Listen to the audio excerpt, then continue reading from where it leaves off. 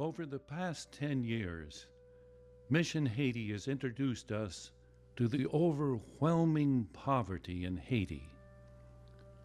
We have seen where hundreds of thousands are forced to live. We've witnessed the lack of basic necessities, electricity, running water, a sewage system. We have met the children of Cité Soleil. We have seen their playgrounds. We know that in the slum, 1 in every 2 children dies before the age of 5. And so we wonder, what is the future for Haiti? Natural disasters, corruption, violence, the failure of the NGOs seem to go on and on. We ask, what is the future? Having recently visited Haiti again, our delegates returned from the annual trip inspired that there is a future for Haiti.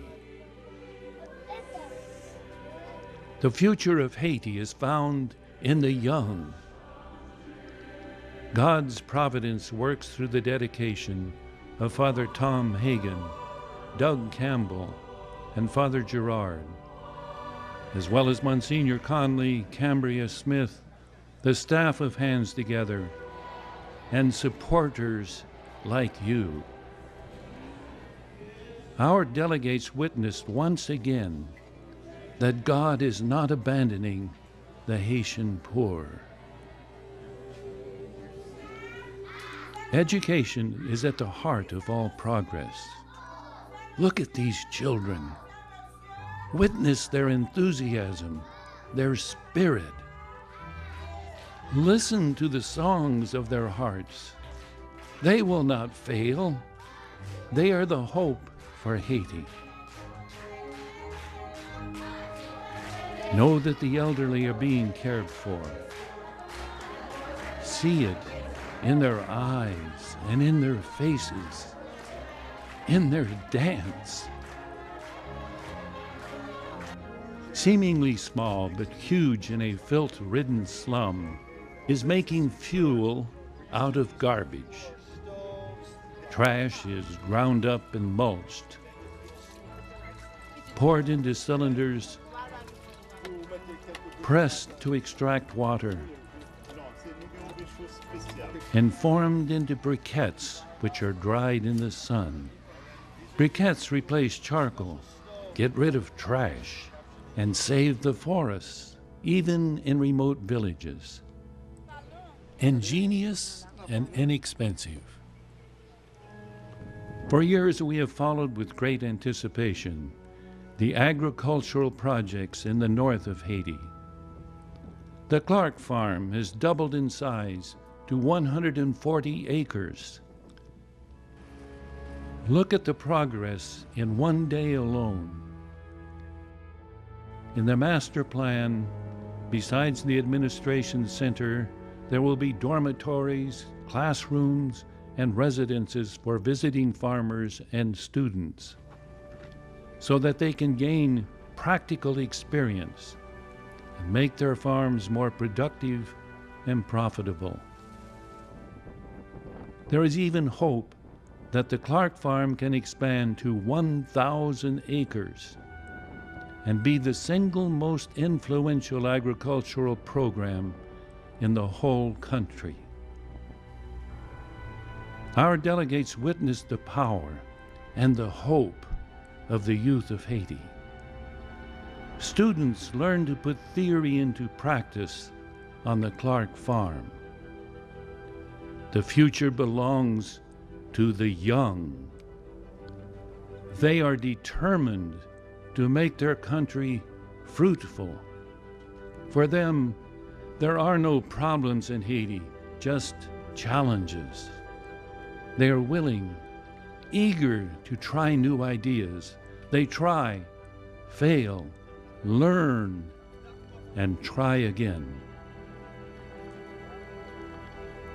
Listen to Rolf Mitton, a Haitian agronomist, trained in Costa Rica and working for Hands Together under the leadership of Father Gerard. I believe in Haitian people, mostly young people, because despite of the situation that they live in, the poor resources and everything else, they're still ongoing. They want to still ongoing. I really believe that the hope resides in agriculture.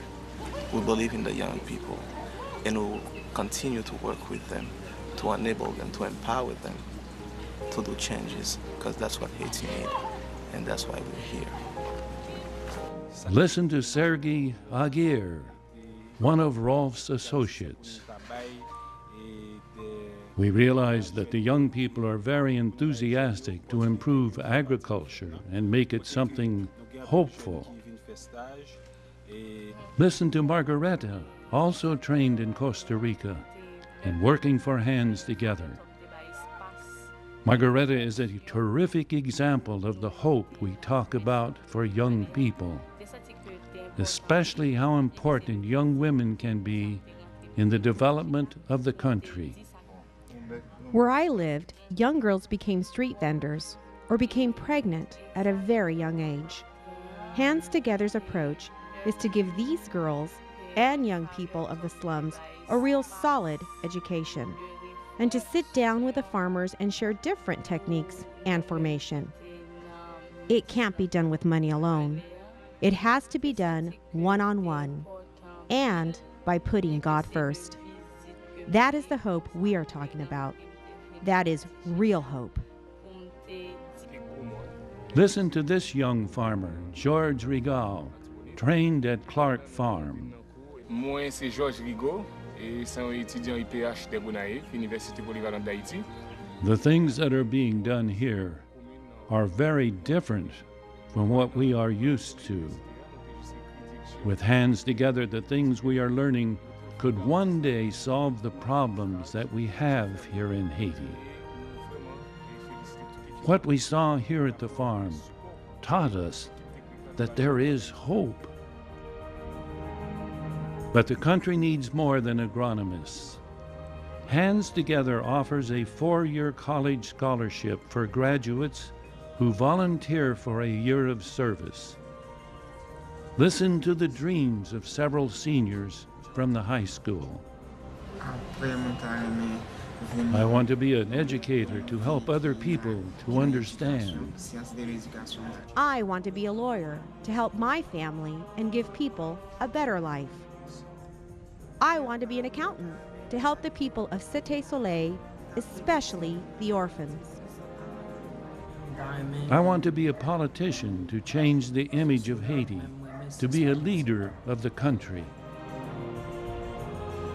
There is a spirit in Haiti that is contagious. Just ask any of our delegates. There is hope for Haiti.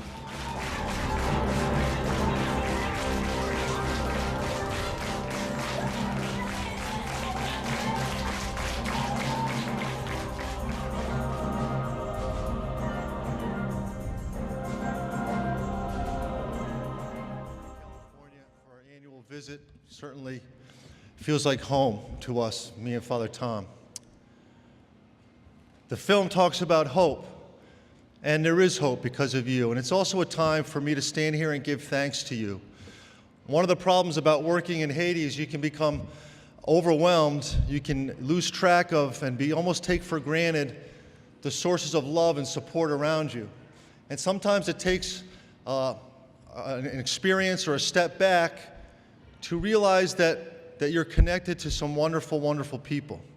And I was sitting on a stage on July 4th with 2 bishops and Senator Mike DeWine from Ohio and Father Tom, and I was sitting in our auditorium in our school looking at 148 students who were graduating, the first graduating class from our high school in the middle of the worst slums in the world. And never in a million years did I think these kids would reach graduation.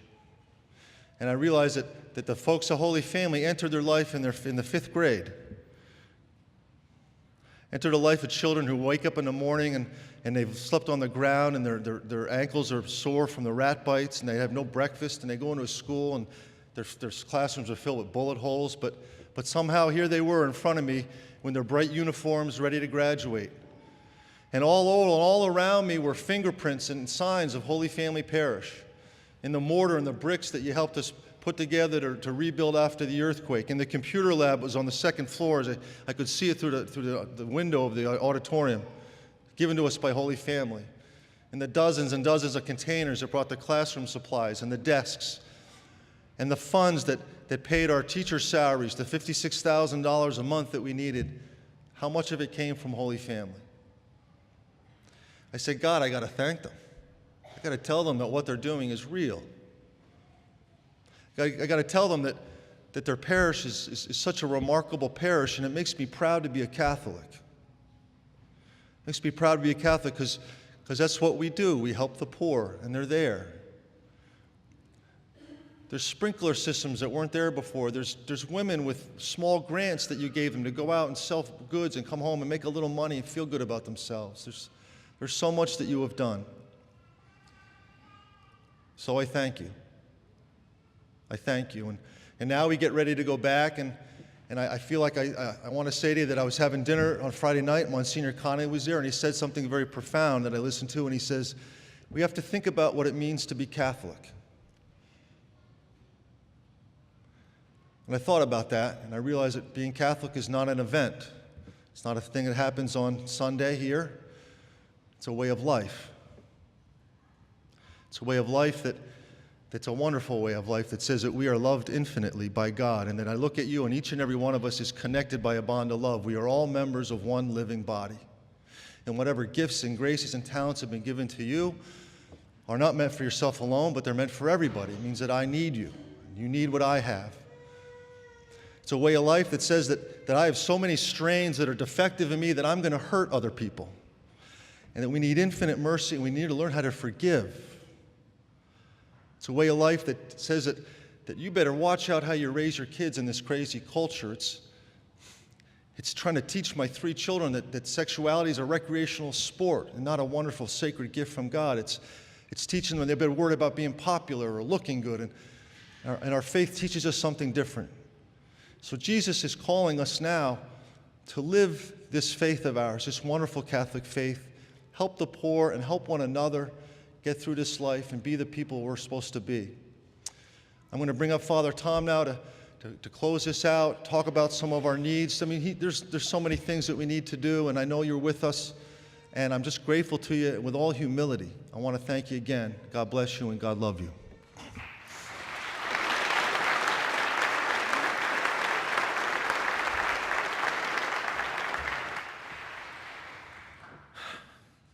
It's good to be back.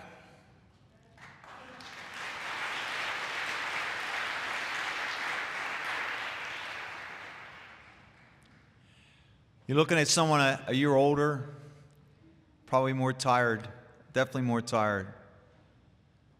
I left Friday morning early, Haiti, actually Thursday night, feeling a very bit overwhelmed, very tired, and to be honest with you, not that excited about coming here.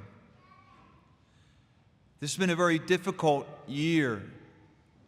Last year I stood up here and I said to you about how hard that year was. Well, this year was even much more difficult. And I remember someone once said, a mission by itself is pure drudgery. A dream and a vision by itself is pure nonsense.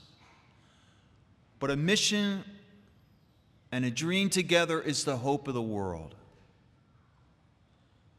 It's easy to lose sight of the dream. I found myself this year becoming angry at the poor, judgmental of the poor, wanting to be far from the poor. One of our principals, Franco, who was in charge of 3 of our schools, was ambushed and shot repeatedly just a month ago. I put so much of my faith in him. Our clinic that existed for 20 years was mysteriously attacked and destroyed by men in uniform, UN and police, a whole mystery. We started a program called Dismas to help the gang members there. I looked at that video. 2 of them were killed, the ones you saw in the beginning of that video. At least 12 have been murdered since February. But it's many things that can wear you down, and many things can make the dream far away. So I came up here, and yesterday afternoon I entered this church, and I walked over to look at the shrine of Our Lady of Perpetual Help. And I don't know what it was, but I looked at that beautiful icon, but I also looked at all the work of the people here in this parish have done for Haiti. And for the first time in a long time, I felt the dream again. And somehow the dream and the vision and the mission were coming together. My fellow missionaries, and I call you, each and every one of you, a missionary. From the bottom of my heart, I believe you are as much a missionary as I am, or Doug is.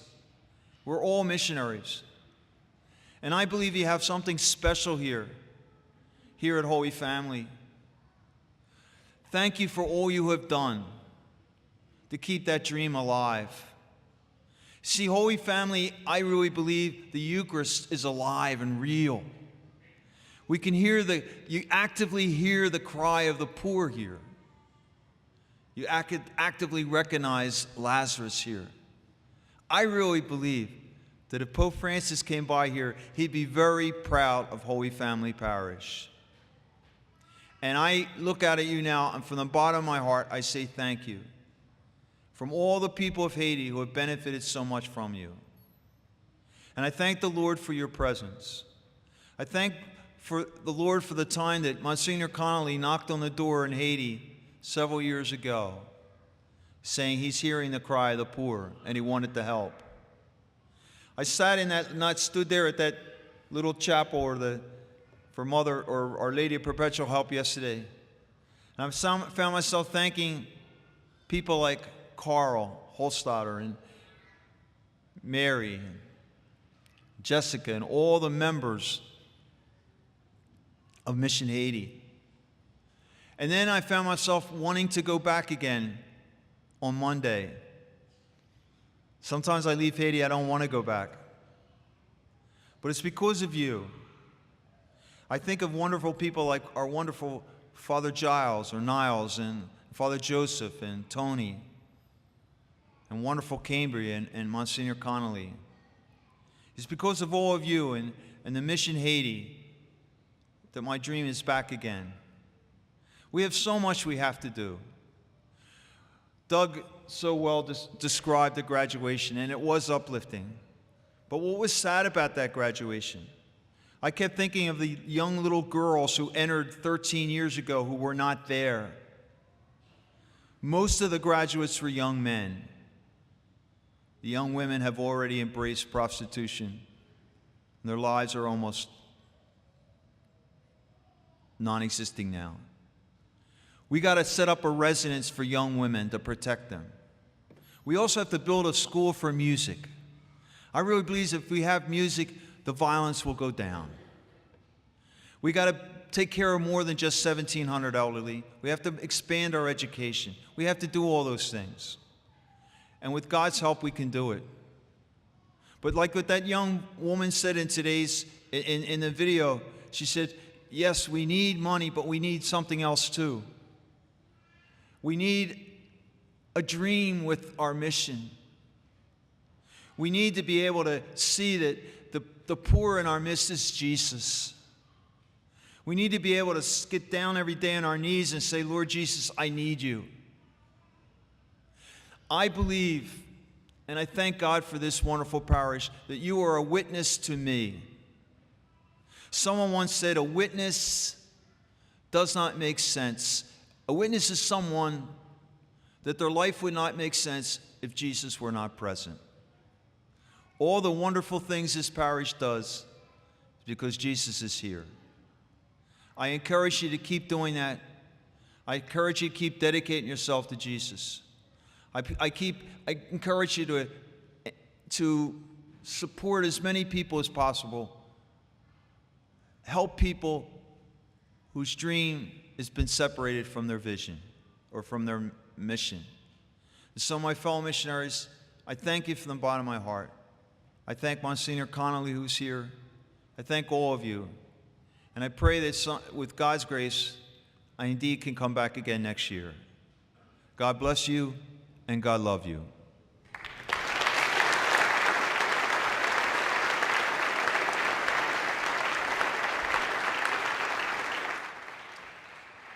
My name is Fred Seymour, and I'm a member of the Mission Haiti Committee here at Holy Family.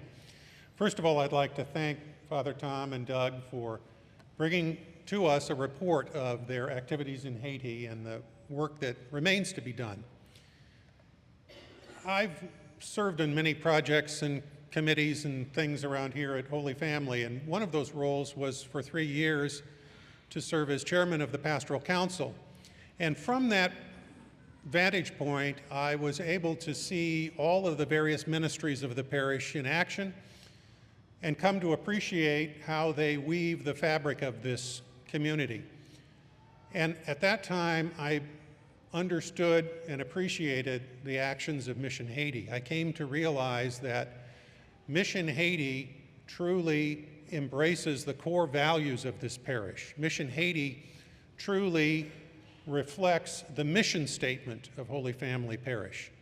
Mission Haiti truly lives the gospel message of love. Now, on the committee, we try not to pester you throughout the year, but one weekend a year, we make an appeal for your financial support, and this is that weekend. If you're on our mailing list, this week you should have received a brochure and an envelope prepared by the Mission Haiti Committee. If you did not receive it, there are copies in the pews today. And there are a variety of ways you can respond. You can put cash in the envelope today and drop it in the collection basket. You can write a check and put it in the basket, or write a check and leave it at the pastoral center. But on the envelope, you also have the opportunity to use a credit card. Write in your credit card number, expiration date, and your name, and indicate the amount of contribution you'd like to make. Or if you want to give on a regular basis, make a pledge and have your credit card debited monthly over a period of time, you may do that as well. And if this weekend isn't a convenient weekend, I want to remind you that you can always go to the Holy Family website and follow the link to Mission Haiti, and there are instructions on how you may make a donation if you prefer to wait till December when you're doing your tax planning. But we'd like for you to respond, and we'd like for you to respond this weekend if at all possible, because this is our one appeal. I'd like to remind you that today, Mission Haiti is sponsoring the Continental Breakfast as well, and the coffee and donuts are free. We simply ask that you make a donation when you pick up your coffee and donuts. And we are also asking people who want to participate in this effort to visit our table and talk with some of the people who participate in this ministry and learn about it and consider whether or not you'd like to be involved. On behalf of Hands Together and Mission Haiti, I'd want to thank you for your attention. Thank you for your support. God bless you.